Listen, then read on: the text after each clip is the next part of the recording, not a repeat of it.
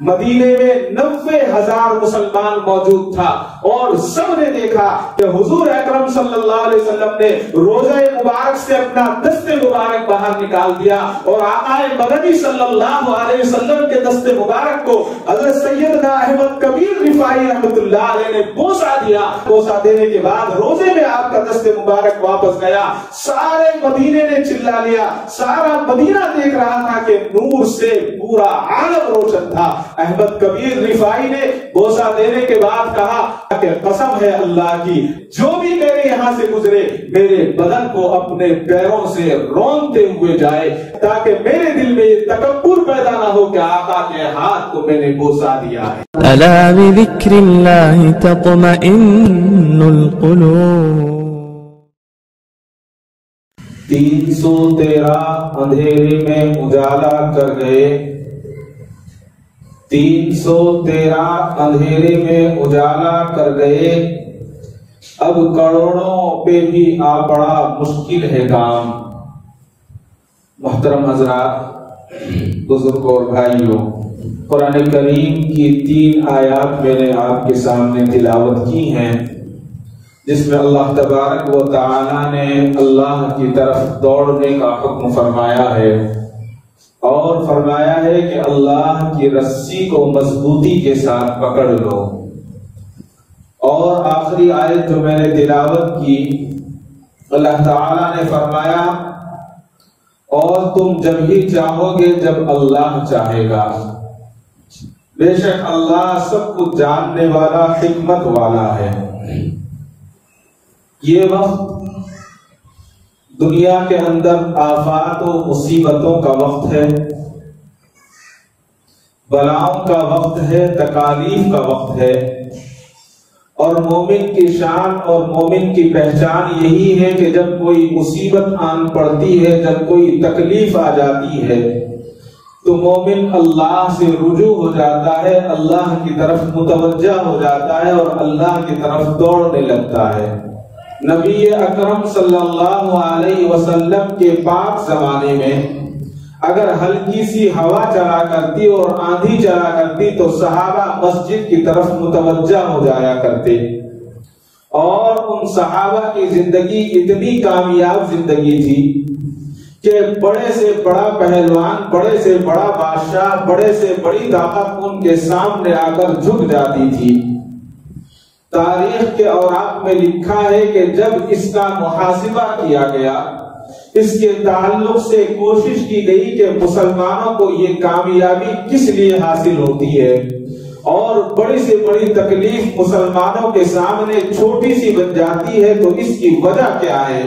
بڑے بڑے یہودیوں نے اور نصرانیوں نے لکھا ہے کہ اس کی وجہ صرف اور صرف یہ تھی کہ مسلمان کا تعلق اللہ سے مضبوط تھا، اس لیے کہ اللہ سے اتنا مضبوط تعلق رکھتا تھا کہ دنیا کی بڑی سے بڑی پریشانی اس کو نظر نہیں آتی تھی۔ یہی وجہ تھی، یہی طریقہ تھا ہمارے اولیاء کا، ہمارے بزرگوں کا، کہ انہوں نے اس طریقے کو باقی رکھا اور صحابہ کے طریقے پر عمل کیا، اور دنیا کو دکھا دیا کہ دنیا کی بڑی بڑی سپر پاور طاقتیں ان کے سامنے ہیچ ہو گئی۔ اور آج بھی ہم دیکھ رہے ہیں کہ جو اللہ سے جن کا تعلق مضبوط ہے، ان کے سامنے دنیا کی ایک سپر پاور نہیں بلکہ 24 سپر پاوریں جو ہیں بیکار ہو گئی، اور ان کے ہیلی کاپٹر اور ان کے ہوائی جہاز لوگ بچوں کی طرح، سائیکلوں کی طرح آج اڑا رہے ہیں۔ کون سی وہ طاقت تھی؟ وہ یہی طاقت ہے کہ ان کا اللہ سے رشتہ مضبوط تھا۔ حضرت مولانا حسین احمد مدنی رحمت اللہ علیہ کے تعلق سے آتا ہے کہ آپ کا گجرات کا دورہ تھا، اصلاحی دورہ تھا، وہاں آپ تشریف لے گئے۔ حضرت مولانا عبداللہ کامودری رحمت اللہ علیہ فرماتے ہیں اور اس تاریخ پہ لکھتے ہیں کہ حضرت مولانا حسین احمد مدنی رحمت اللہ علیہ نماز فجر سے آپ کا سفر شروع ہوتا، اس محلے سے اس محلے، اس گاؤں سے اس گاؤں، اور فلاں جگہ سے فلاں جگہ، پورا دن گزر جاتا تقاریر کرتے کرتے، لوگوں سے ملتے ملتے، بہت مشکل سے نماز پڑھنے کا اور کھانے کا وقت حضرت کو ملتا۔ کام کے تعلق سے سوچنا بھی مشکل تھا۔ تو حضرت فرماتے ہیں کہ حضرت کا سفر تھا اور کابودرا میں حضرت کا قیام تھا رات میں گجرات کے۔ تو حضرت پورے دن سفر کیا، لوگوں سے ملتے رہے، اور نماز عشاء کے بعد حضرت کا بیان ہوا کرتا تھا، جس میں بڑی تعداد لوگوں کی شامل ہوتی، شریک ہوتی اور حضرت کے بیان سے مستفیض ہوتے۔ حضرت مفتی صاحب لکھتے ہیں کہ حضرت مولانا حسین احمد مدنی رحمت اللہ علیہ کو میں نے دیکھا کہ پورا کا پورا دن ہو گیا، حضرت سفر میں رہے، لوگوں سے ملاقاتیں کرتے رہے، اور عشاء کی نماز کے بعد حضرت نے بیان شروع کیا۔ حضرت کا بیان بہت لمبا ہوا کرتا تھا، کئی گھنٹے حضرت خطاب فرمایا کرتے، اور مجمع کا یہ عالم ہوتا کہ ایسا لگتا کہ یہاں پر سکوت طاری ہے، یہاں پر کوئی انسان بیٹھا ہوا نہیں، بلکہ یہاں پر سارے کے سارے مجسمے ہیں، یعنی سارے کے سارے جو ہیں مٹی کے پتلے بنے ہوئے ہیں اور بیٹھے ہوئے بیان سن رہے ہیں۔ کئی گھنٹے کا حضرت کا بیان ہوا۔ بیان کے بعد حضرت رات کے 1 بجے اپنے قیام گاہ آئے۔ قیام گاہ آنے کے بعد سب سے جو وہاں کے میزبان سے ان سے بھی ملاقات کی اور کہا کہ آرام فرما لیں، کافی تاخیر ہو گئی ہے۔ تمام کے تمام لیٹ گئے۔ حضرت کے ساتھ جو مہمان تھے وہ بھی لیٹ گئے۔ حضرت عبداللہ کاشپوری فرماتے ہیں کہ ہم نے سوچا کہ آج تو حضرت بہت تھکے ہوئے ہیں، حضرت کو دیر سے اٹھائیں گے، عین فجر کے وقت اٹھائیں گے۔ ہماری آنکھ لگ گئی۔ آنکھ لگنے کے بعد تھوڑی سی دیر کے بعد آہٹ سی محسوس ہوئی۔ تو بتاتے ہیں مفتی صاحب کہ ہم نے دیکھا ابھی رات کے 2:30 بجے تھے، مشکل سے حضرت نے 1 گھنٹہ اپنی کمر کو سیدھا کیا اور 2:30 بجے کھڑے ہو کر اللہ کے حضور میں گڑ گڑانا شروع کر دیا۔ 2:30 بجے سے نفل نماز کی عبادت شروع کر دی، نفل پڑھنا شروع کر دیا اور تلاوت شروع کر دی۔ اور ایسا نہیں کہ آپ نے 1 رکعت یا 2 رکعت یا 4 رکعت نماز پڑھی ہو۔ حضرت مفتی صاحب فرماتے ہیں کہ ہم دیکھتے رہے، حضرت نے فجر کی اذان کر دی اور حضرت کی نوافل ختم نہیں ہوئی، اور پھر صبح اٹھے حضرت کا پھر وہی معمول۔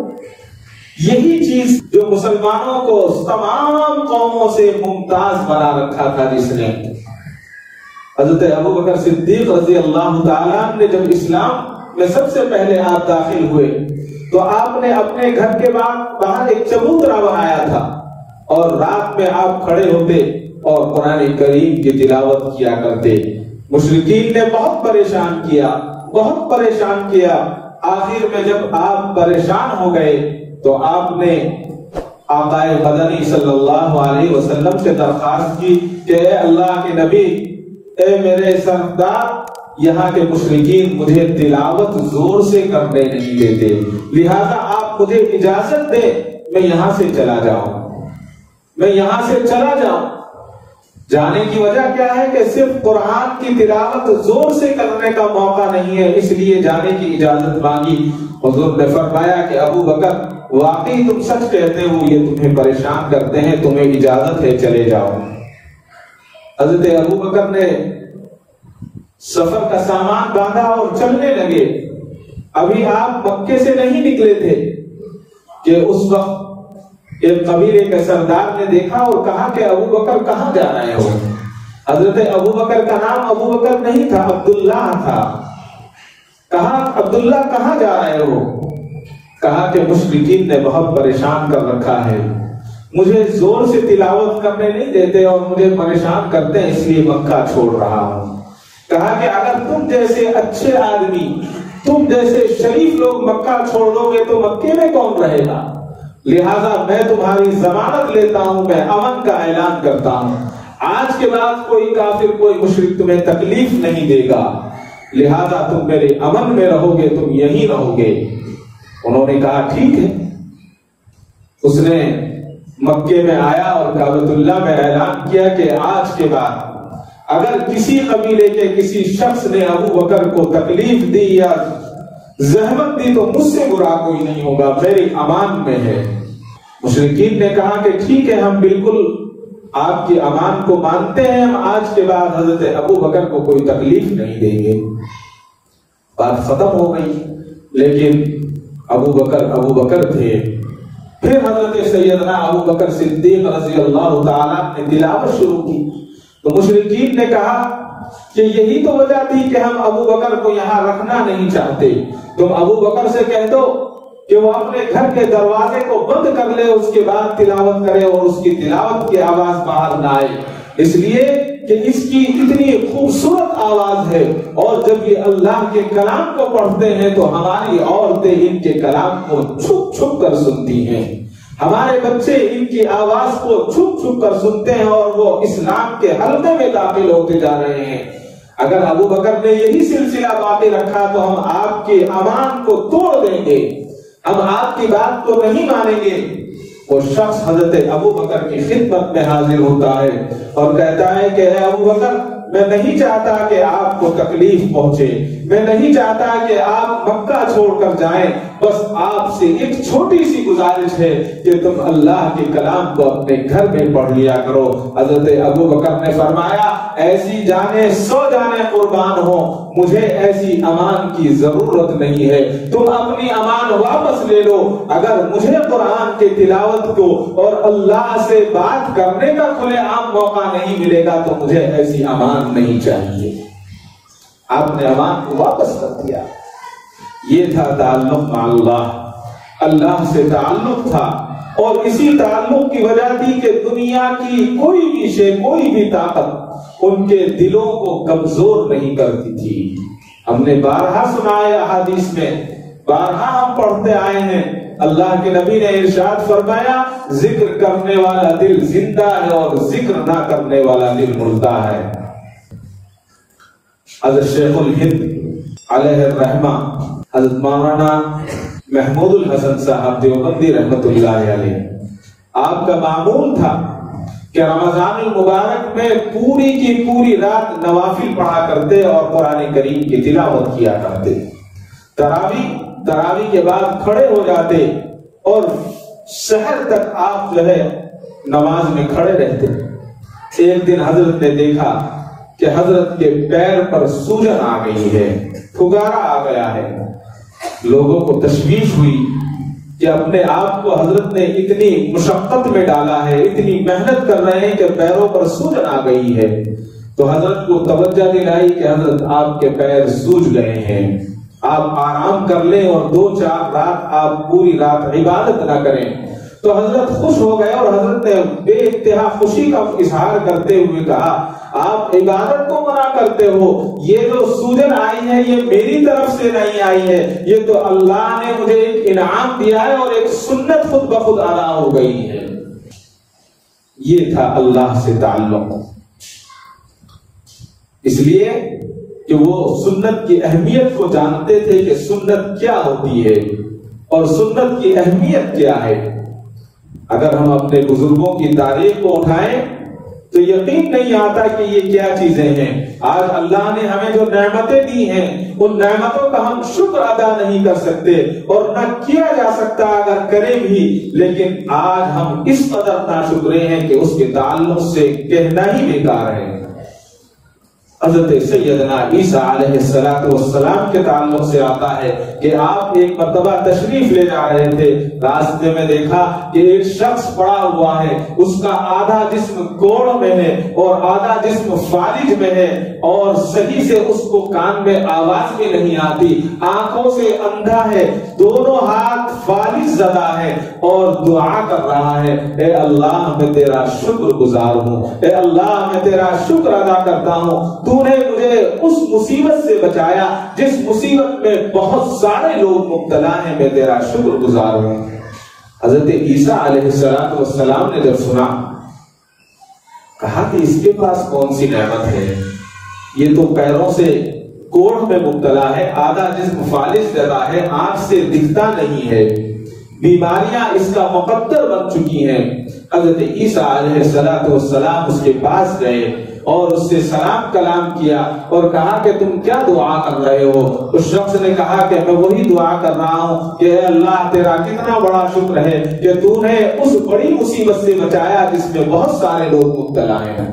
کہا کہ تمہارے پاس تو کوئی خوبی اور کوئی اللہ کی نعمت نظر نہیں آتی. تو اس شخص نے کہا کہ اے اللہ کے نبی آپ دیکھتے نہیں ہیں، اللہ نے مجھے ایمان کی دولت عطا کی ہے، اور دنیا میں کتنے لوگ ایسے ہیں جن کو ایمان کی دولت نہیں ہے، اللہ نے ان کے دلوں میں مغفرت کا درد پیدا نہیں کیا ہے۔ حضرت عیسیٰ علیہ السلام نے فرمایا کہ واقعی تو سچ کہتا ہے، تو سچ کہتا ہے، تیری بات بالکل سچی ہے۔ اور حضرت عیسیٰ علیہ السلام نے اس کا ہاتھ پکڑا، ہاتھ پکڑ کر اس کے سر پہ پھیرا، اللہ کا کرنا ایسا ہوا کہ وہ بالکل صحیح ہو گیا، ساری بیماریاں اس کی کافور ہو گئی، اچھا دکھنے لگا، سارے کے سارے مرض ختم ہو گئے، بالکل صحت مند ہو گیا۔ لکھا ہے کہ مرتے دم تک وہ حضرت عیسیٰ علیہ السلام کے ساتھ مل کر اللہ کی عبادت کیا کرتا تھا۔ یہ سارے کے سارے واقعات ہمارے لیے عبرت ہیں، اللہ تعالیٰ نے ہمیں اس لیے بتائے ہیں اور دکھائے ہیں تاکہ ہم ان سے کچھ عبرت حاصل کریں اور ہمیں بھی عمل کی توفیق اور عمل کرنے ہمارا آسان ہو جائے۔ حضرت مولانا احمد شاہ صاحب رحمۃ اللہ علیہ بزرگ گزرے ہیں، حضرت کے تعلق سے آتا ہے کہ حضرت مولانا احمد شاہ صاحب حضرت گنگوہی رحمۃ اللہ علیہ کے خلفاء میں سے تھے۔ تو حضرت احمد شاہ صاحب کے ایک دوست بھی تھے، مرید بھی تھے، بہت خاص آدمی تھے، ان سے بڑا خاص تعلق تھا، کلکتہ کے رہنے والے۔ تو انہوں نے حضرت سے درخواست کی کہ حضرت آپ ایسا کریں کہ کلکتہ آ جائیں اور میں گھر بنا رہا ہوں، اس گھر کی سنگ بنیاد آپ رکھ دیں۔ حضرت نے بہت منع کیا کہ بھائی یہ آپ کر لیں خود۔ انہوں نے کہا کہ حضرت میں جب تک گھر نہیں بناؤں گا جب تک آپ نہیں آئیں گے۔ بات ختم ہو گئی۔ اس کے بعد حضرت نے کہا کہ انشاءاللہ میں حسب سہولت آ جاؤں گا۔ جب حضرت نے ان کو اطلاع دی خط کے ذریعے کہ میں آپ آ سکتا ہوں، تو انہوں نے کہا کہ حضرت آپ کی عمر بہت زیادہ ہو گئی ہے، چلنے پھرنے میں تکلیف ہوتی ہے، آپ اپنے ساتھ کسی ایک ساتھی کو لے آئیں تاکہ آپ کا دیکھ بھال بھی کر سکے سفر میں، اور راستے میں 2 آدمی ہو جائیں گے، ایک سے بہتر تو بہتر رہے گا۔ حضرت احمد شاہ صاحب رحمۃ اللہ علیہ نے فرمایا کہ اچھی بات ہے۔ مولانا احتشام الحق کاندھلوی، ان سے آپ نے فرمایا کہ بھائی ایسا ہے کہ مجھے کلکتہ جانا ہے اور آپ میرے ساتھ چلیں، سفر اچھا گزرے گا۔ حضرت مولانا احتشام الحق صاحب کاندھلوی رحمۃ اللہ علیہ نے کہا کہ ٹھیک ہے حضرت، میں آپ کے ساتھ چلتا ہوں۔ چلنے کی تاریخ طے ہو گئی، ٹکٹ بنوا لیا، ٹرین کا سفر تھا۔ جب گھر سے نکلنے لگے تو حضرت احمد شاہ صاحب رحمۃ اللہ علیہ نے، جو حضرت گنگوہی کے خلیفہ تھے، حضرت احتشام الحق صاحب رحمۃ اللہ علیہ سے فرمایا کہ بھائی تم نوجوان بھی ہو، صحت مند بھی ہو اور عالم دین بھی ہو، تو میری ایک گزارش یہ ہے کہ سفر کے امیر آپ رہیں گے۔ حضرت نے کہا کہ حضرت نہیں، آپ ہی امیر رہیں گے، آپ بڑے بھی ہیں، بزرگ بھی ہیں۔ تو حضرت نے کہا کہ نہیں، سفر کے امیر آپ رہو گے اور آپ کا جو حکم ہوگا وہ میں اس کو مانوں گا۔ اب ٹرین کے لیے آ گئے ریلوے اسٹیشن، حضرت کا سامان ٹرین میں رکھا اور ٹرین کا سفر شروع ہو گیا۔ وہ زمانہ سہولتوں کا زمانہ نہیں تھا۔ جب ٹرین کا سفر شروع ہوا تو حضرت کے پیٹ میں کچھ گڑبڑ ہوئی اور پیٹ میں درد ہوا اور لوز موشن شروع ہو گئے حضرت کو۔ اب نہ تو کوئی دوا ہے، نہ کہیں انتظام ہے، نہ راستے میں اتر سکتے۔ تو لکھا ہے کہ اس قدر لوز موشن ہوئے، اس قدر ہوئے کہ حضرت نڈھال ہو گئے، کمزور ہو گئے۔ 1 یا 2 دن کا سفر تھا اور کمزور ہونے کے بعد حضرت کا معمول یہ تھا کہ عشاء کی نماز پڑھنے کے بعد فجر تک نوافل پہ وقت گزارتے تھے۔ اب جب مولانا احتشام الحق صاحب کاندھلوی نے دیکھا کہ حضرت بہت زیادہ کمزور ہو گئے ہیں، جلاب اور دست میں، اور حضرت سے بیٹھنا بھی مشکل ہو گیا ہے، عشاء کی نماز کے بعد حضرت سے کہا کہ حضرت ایک بات عرض کرنی ہے۔ کہا کہ کہو کیا بات ہے؟ کہا کہ حضرت مجھے آپ نے امیر بنایا ہے کہ جی ہاں، کہ لہذا امیر کی تابعداری ضروری ہے، اس کی بات کو ماننا ضروری ہے کہ بالکل۔ کہا کہ حضرت میں آپ کو درخواست بھی کرتا ہوں اور حکم بھی کرتا ہوں کہ آج رات آپ عبادت نہیں کریں گے، اس لیے کہ آپ ایک تو سفر میں ہیں اور آپ اس قدر کمزور ہیں کہ اگر آپ عبادت کریں گے تو آگے کا سفر مشکل ہو جائے گا اور آپ کی طبیعت خراب ہے اور زیادہ طبیعت خراب ہو جائے گی۔ تو حضرت نے بہت لجاجت سے کہا کہ بھائی امیر صاحب آپ ایسا نہ کریں، مجھے بڑی تکلیف ہوگی، آپ عبادت کرنے کی اجازت دے دیں۔ انہوں نے کہا کہ نہیں حضرت، آپ عبادت نہیں کریں بلکہ آرام کر لیں۔ آرام کے لیے ٹرین میں حضرت کو لٹا دیا۔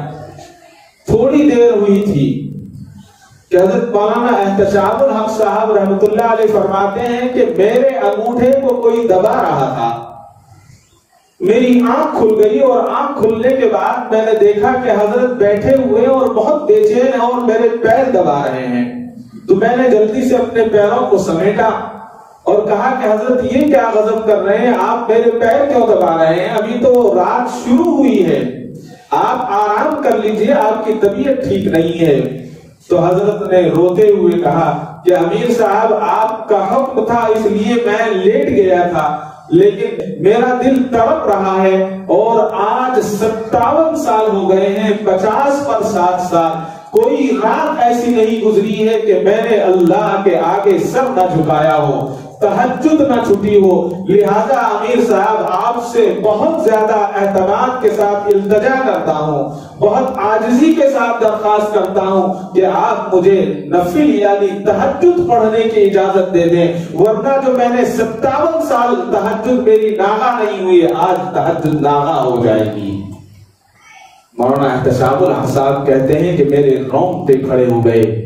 میں نے کہا کہ حضرت مجھے معاف کر دیں، آپ اپنی نماز کو ادا کر لیں۔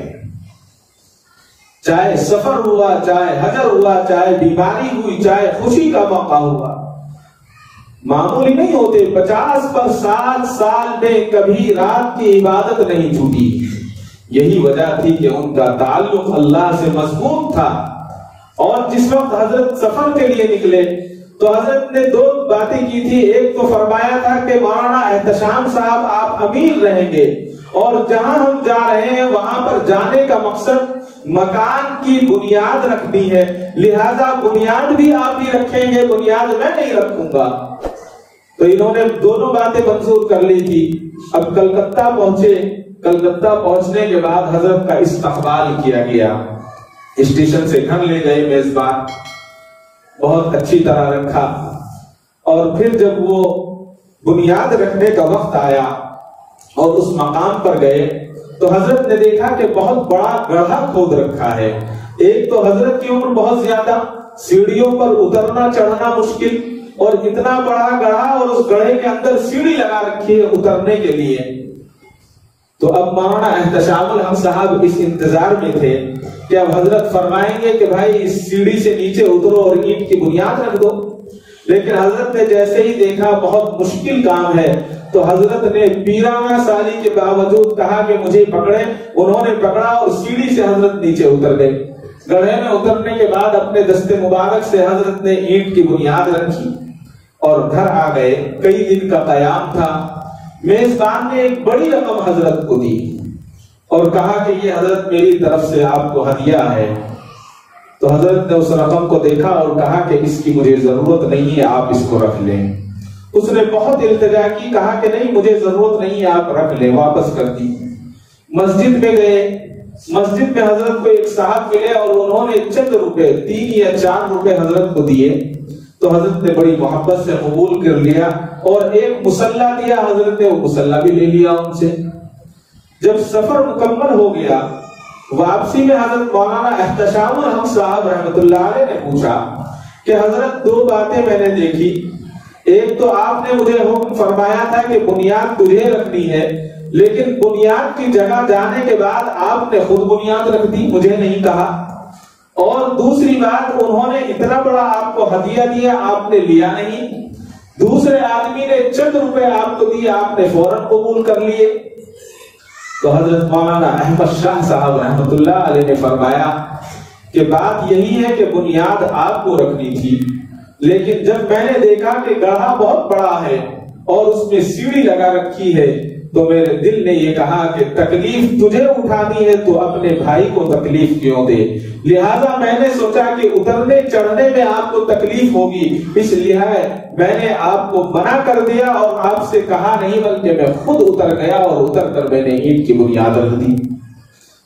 دوسری بات، آپ نے ہدیے کے لیے کہا، فرمایا کہ جب اس نے مجھے ہدیہ دیا تو وہ اتنی بڑی رقم تھی کہ میرے اوپر بہت زیادہ قرض تھا مہمانوں کا، روزانہ مہمان آتے تھے، میں قرض لے لے کر کھلا رہا تھا، تو میرے دل میں آیا کہ یہ پیسے لے کر میں اپنا قرض ادا کر لوں گا، اچھا ہو جائے گا، سہولت ہو جائے گی۔ تو پھر دل نے کہا کہ یہ تو غلط ہے، میں اس کے پیسے پر کیا پلوں گا؟ پالنے والی ذات تو اللہ کی ہے، جس نے قرض دلوایا ہے قرض ادا بھی وہی کروائے گا، لہذا میرے دل میں اس مال کی محبت پیدا ہو گئی تھی، لہذا میں نے اس مال کو ٹھکرا دیا اور میں نے کہا مجھے ایسے مال کی ضرورت نہیں ہے۔ کہا کہ حضرت مسجد میں آپ نے ان کے پیسے لے لیے؟ کہا کہ انہوں نے محبت سے ہدیہ دیا تھا اور ہدیہ لینا سنت ہے، لہذا میں نے اس لیے ان کا ہدیہ قبول کر لیا کہ ان کو تکلیف نہ ہو۔ یہ تھا ہمارے بزرگوں کا طریقہ، ہمارے اکابرین کا طریقہ۔ یہی وجہ تھی کہ اللہ تبارک و تعالیٰ نے ان کی زندگیوں میں برکت رکھی تھی۔ برکت کا مطلب یہ ہے کہ کہنے کو وہی چھوٹی سی زندگی 60 سال 70 سال 80 سال، لیکن کام اتنے کیے ان لوگوں نے کہ تاریخ آج بھی یاد کرتی ہے اور سوچتی ہے کہ کس طرح سے انہوں نے کام کو انجام دیا تھا۔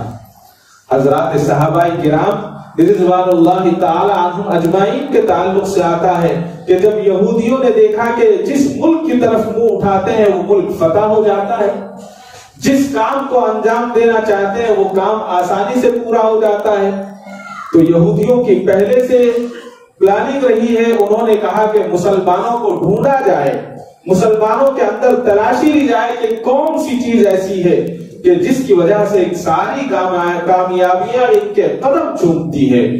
تو انہوں نے کہیں تاجر کی شکل میں، کہیں منافق مسلمان کی شکل میں کہ بظاہر وہ مسلمان تھا، اپنے جاسوسوں کو چھوڑ دیا۔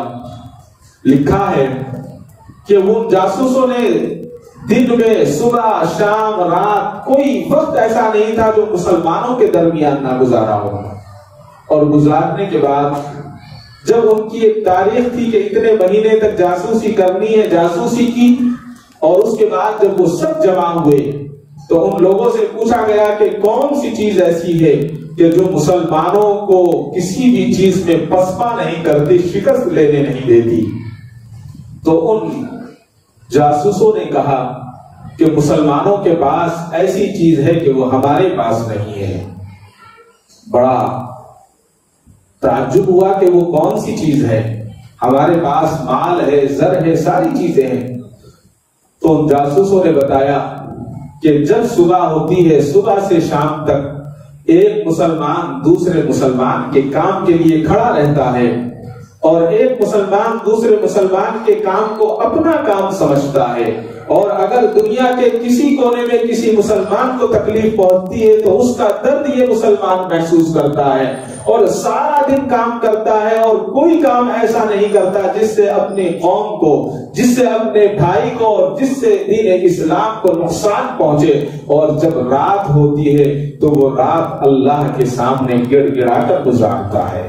جب رات ہوتی ہے تو جنگ کے میدان میں ہوتا ہے، سارے دن جنگ کرتا ہے، اور جب رات ہوتی ہے تو مسلح پر آ جاتا ہے، سارے دن محنت کرتا ہے، لکڑی جنگلوں سے کاٹ کر لا کر اپنے بچوں کا پیٹ پالتا ہے، لیکن جب رات ہوتی ہے تو اللہ کی تلاوت کے لیے بیٹھ جاتا ہے، سارے دن گارا اور مزدوری کا کام کرتا ہے، لیکن جب رات ہوتی ہے تو اللہ کو راضی کرنے میں لگ جاتا ہے۔ اور مسلمان کی سب سے بڑی خصوصیت یہ ہے کہ مسلمان اپنوں کو ہی نہیں بلکہ دوسروں کو بھی نفع پہنچاتا ہے، اور سب سے آخری بات یہ ہے کہ اگر مسلمان کسی کو نفع نہیں پہنچا سکتا تو کسی کو نقصان بھی نہیں پہنچتا ہے۔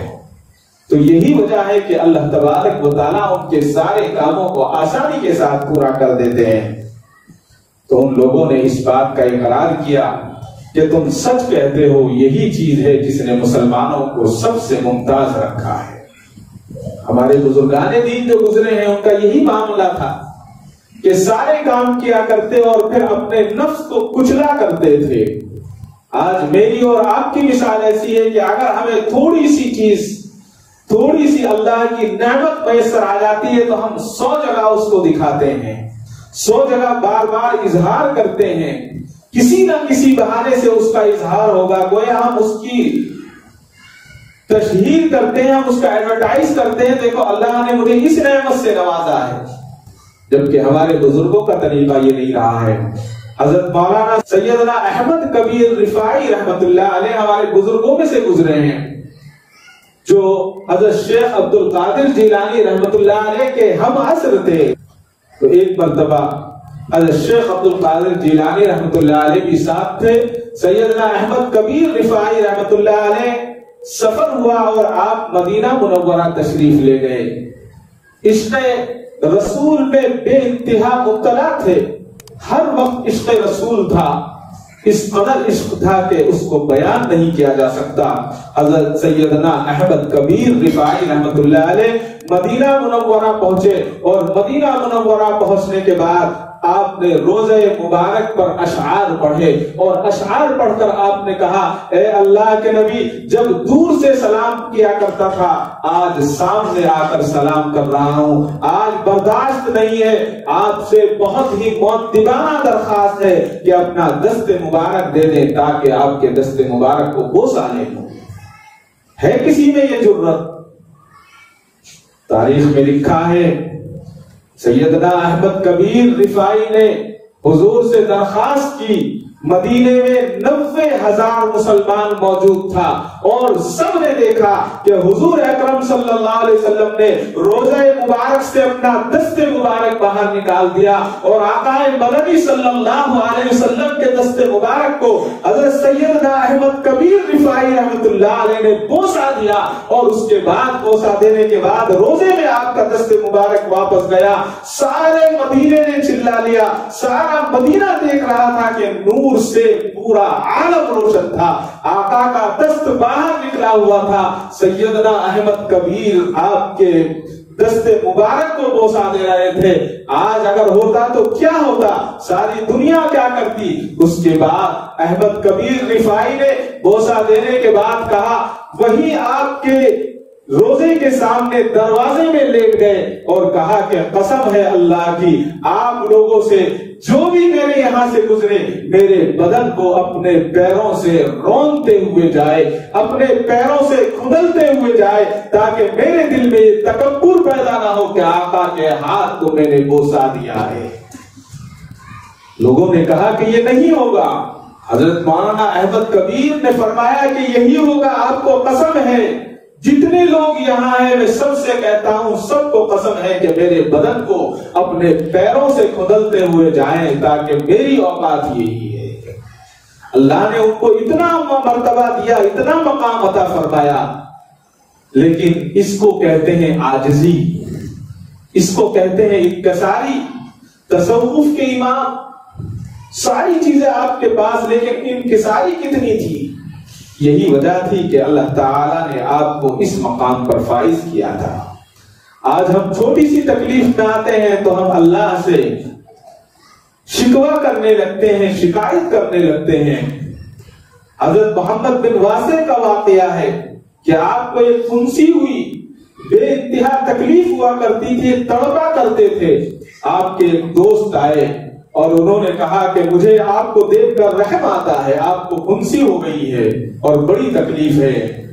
حضرت محمد بن واسع نے فرمایا کہ دوست، اگر تو میرا دوست ہے اور مجھ سے محبت کرتا ہے تو اللہ کا شکر ادا کر کہ یہ پھنسی میری زبان پر نہیں نکلی ہے، اگر یہ پھنسی زبان پر نکل جاتی تو میں اللہ کا شکر ادا نہ کر سکتا۔ یہ تھے اللہ کے بندے، یہ اللہ کو یاد کرنے والے تھے۔ حضرت معاویہ رضی اللہ تعالیٰ کے تعلق سے آتا ہے کہ آپ کے سامنے کے 2 دانت گر گئے، جب دانت گر گئے تو فرمایا، اے اللہ میں آپ کا شکر گزار ہوں۔ لوگوں نے کہا کہ آپ شکر ادا کر رہے ہیں، آپ کے 2 دانت گر گئے ہیں۔ کہا کہ اسی لیے تو شکر ادا کر رہا ہوں کہ اللہ نے صرف دانت گرائے ہیں، اگر اللہ آنکھ کی روشنی لے لیتا تو میں کیا کر سکتا تھا، اگر اللہ کان کی بصیرت لے لیتا تو میں کیا کر سکتا تھا، میں اللہ کا شکر ادا کرتا ہوں کہ اللہ نے صرف میرے دانت گرائے ہیں، باقی مجھے محفوظ رکھا ہے۔ مسلمان کی شان یہی ہے کہ اگر تکلیف آئے تو اللہ کو یاد کرے، اور اگر دوسرا آدمی تکلیف میں ہو تو اس کی تکلیف کو خود برداشت کرنے کی کوشش کرے اور ان کے ساتھ کھڑا ہو جائے۔ مسلمان دنیا میں آیا کس لیے؟ مسلمان دنیا میں آیا اللہ کی عبادت کرنے کے لیے۔ وَمَا خَلَقْتُ الْجِنَّ وَالْإِنسَ إِلَّا لِيَعْبُدُونَ۔ اللہ تعالیٰ نے انسان کو پیدا کیا اور جنات کو جو پیدا کیا صرف عبادت کے لیے پیدا کیا ہے۔ آج ہر طرف، جیسا کہ میں نے شروع میں عرض کیا کہ ہر طرف اسلام دشمنی، ہر طرف مسلمانوں کو کاٹنے کی، مارنے کی اور تکلیفیں دینے کی سازشیں ہو رہی ہیں، اور بالخصوص ہمارے ملک میں اس وقت کے جو حالات ہیں میرے اور آپ کے سامنے ہیں، تو ان حالات میں خصوصیت کے ساتھ ہم مسلمان کا اکرام کریں۔ یعنی کوئی کسی مسلک سے ہے، وہ ایک اہل حدیث ہے، وہ بریلوی ہے، وہ دیوبندی ہے، وہ جماعتی ہے، وہ جو بھی ہیں کلمہ تو ایک ہی پڑھتے ہیں، جو بھی ہے نماز تو وہی پڑھتے ہیں، جو بھی ہے قرآن تو ایک ہی ہے، جو بھی ہے اللہ کا کلام تو ایک ہی ہے۔ آج یہ یہودیوں کی سازشیں ہیں کہ کسی طرح سے مسلمانوں کو تفرقہ بازی میں ڈالا جائے، ان کو بانٹا جائے اور ان کو کمزور کیا جائے، اور پھر کمزور کرنے کے بعد ان کے خلاف سازشیں کی جائیں۔ ہمیں یاد ہوگا آج سے 2 یا 2.5 سال پہلے جماعت اسلامی کے خلاف مختلف پروپیگنڈے کیے گئے۔ وہ کون سا غلط کام کرتے ہیں؟ وہ تو پیسفل کام کرتے ہیں، قرآن کی تعلیم کو عام کرنا ان کا ایک مشغلہ ہے، لیکن ان کے خلاف کئی ریاستوں میں سازشیں رچی گئی، بینڈ کیا گیا، اور اس کے بعد پھر ساری دنیا نے دیکھا کہ جماعت تبلیغ کو کتنا بدنام کیا گیا، اور اس کے بعد پھر مدارس کو بدنام کیا گیا، پھر اس کے بعد دوسری تنظیموں کو بدنام کیا گیا، اور اب تو حد ہو گئی ہے۔ ابھی 2 دن پہلے حضرت مولانا محمد کلیم صاحب صدیقی دامت برکاتہم، جو ہندوستان کے بہت بڑے مبلغ ہیں، ان کا مشغلہ جو ہے غیر مسلموں میں امن کا پیغام پہنچانا ہے۔ ان کا پیغام مسلمانوں کے ساتھ ساتھ غیر مسلموں کو اسلام کی تعلیمات سے آگاہ کرنا ہے، اور ان کے ہاتھ پر سینکڑوں غیر مسلموں نے اسلام قبول کیا، اور ایسے غیر مسلموں نے اسلام قبول کیا جنہوں نے اسلام کو بہت زیادہ نقصان پہنچایا تھا، اور ان میں سب سے زیادہ مشہور شخصیت جس کو ہم بلبیر کے نام سے جانتے تھے، بلبیر سنگھ میوان کا رہنے والا، جو بعد میں مسلمان ہو کر حضرت عامر بنے اور جنہوں نے 71 مسجدیں بنوائی۔ اب کچھ نہیں ملا تو اس حکومت نے 2 دن پہلے حضرت مولانا کو میرٹھ سے مظفر نگر ان کے گھر جاتے ہوئے گرفتار کر لیا اور عدالتی پولیس کی ریمانڈ میں دے دیا کہ یہ زبردستی مذہب تبدیل کرواتے ہیں، جبکہ اسلام تو یہ کہتا ہے کہ اسلام میں زبردستی ہے ہی نہیں ہے۔ اگر آپ کو اچھا لگے تو آپ اسلام قبول کریں، اور اچھا نہیں لگے تو آپ اپنے گھر جائیں۔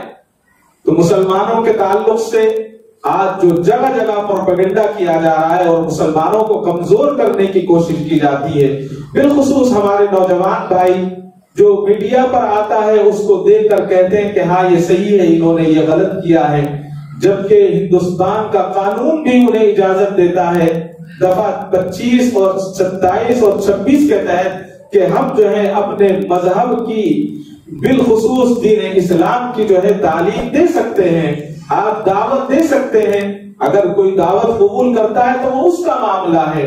لیکن اس وقت حضرت مولانا کو گرفتار کیا ہے خصوصیت کے ساتھ ان کے لیے، اور اس طرح کے جو دوسرے لوگ ہیں ہم تمام ان کے لیے دعا بھی کرنی ہے، اور ہم تمام ایک دوسرے کے شانہ بشانہ کھڑے رہیں۔ یہ 4 پلر ہوتے ہیں، اگر ایک پلر گر جائے تو ساری بلڈنگ گر جاتی ہے، اس طرح سے ایک دوسرے کا سہارا ہے۔ اگر کوئی جماعت تبلیغ کا کام کر رہا ہے اور ہم تبلیغ سے منسلک نہیں ہے یا ہمیں تبلیغ سے انسیت نہیں ہے تو ٹھیک ہے، ہم مانتے ہیں، لیکن اس کی برائی ہمیں نہیں کرنی چاہیے۔ اگر کوئی جماعت اسلامی سے ہے، ہم جماعت اسلامی کا کام نہیں کر رہے ہیں، لیکن ہمیں اگر ہم اس کا ساتھ نہیں دے سکتے تو ہمیں برائی بھی نہیں کرنی ہے اور اس کے خلاف کھڑا بھی نہیں ہونا ہے، اس لیے کہ وہ بھی اسلام کا ایک کام انجام دے رہے ہیں، وہ بھی ہمارے بھائی ہیں۔ حکومتیں آتی رہیں گی اور جاتی رہیں گی اور یہ مقبولیت کی علامت ہے۔ مولانا کو گرفتار کیا گیا ہے، اس سے پہلے جو بہت سارے بزرگوں کو اور بہت سارے اولیاء کو کتنی تکلیفیں دی گئی، ابو حنیفہ رحمۃ اللہ علیہ کو کتنی تکلیف دی گئی اور دوسرے علماء کو کتنی تکلیف دی گئی، یہ ساری کی ساری مقبولیت کی علامت ہے۔ جب اللہ مقبول فرماتا ہے تو اس کو تکلیف بھی دیتا ہے اور یہ دیکھتا ہے کہ یہ میرا بندہ اس تکلیف کے اندر اپنی بات پر استقامت کے ساتھ قائم ہے یا نہیں ہے۔ حضرت اما عائشہ صدیقہ رضی اللہ تعالیٰ عنہا کے تعلق سے آتا ہے کہ ایک مرتبہ گھر سے نکل رہی تھی، چھوٹی دہلیز تھی، باہر نکل نہیں پائی کہ آپ کھڑی ہو گئی، دہلیز میں سر لگا، اما عائشہ رضی اللہ تعالیٰ عنہ نے سر پکڑ لیا اور کہا کہ اے اللہ میں تیرا شکر ادا کرتی ہوں۔ کسی صحابی نے سن لیا، کہا کہ اما آپ کو تو چوٹ لگی ہے، آپ شکر ادا کر رہی ہیں۔ فرمایا کہ تم نے سنا نہیں ہے، میں نے آقا سے سنا تھا جب مومن کو تکلیف پہنچتی ہے تو اللہ اسے یاد کرتا ہے۔ میں اس قابل نہیں ہوں کہ اللہ مجھے یاد کرے، مجھے اللہ نے یاد کیا ہے تو میرا فرض بنتا ہے کہ میں اللہ کو یاد کروں۔ آج مومن کو جو تکلیف پہنچ رہی ہے، یہ جو حکومتیں تکلیف دے رہی ہیں، یہ جو اسلام دشمن تکلیف دے رہے ہیں، یہ جانتے نہیں ہیں۔ علامہ اقبال نے فرمایا تھا اسلام کی فطرت میں قدرت نے لچک دی ہے، اسلام کی فطرت میں قدرت نے لچک دی ہے، اتنا ہی یہ ابھرے گا جتنا کہ دبا ہو گئے۔ آپ نے پڑھا ہوگا حکومتیں چلتی ہیں لیکن جب ظلم کرتی ہیں تو پھر اس حکومت کا خاتمہ ہو جاتا ہے۔ شاعر نے کہا کہ جب ظلم گزرتا ہے حد سے قدرت کو جلال آ جاتا ہے، فرعون کا سر جب اٹھتا ہے موسیٰ کوئی پیدا ہوتا ہے۔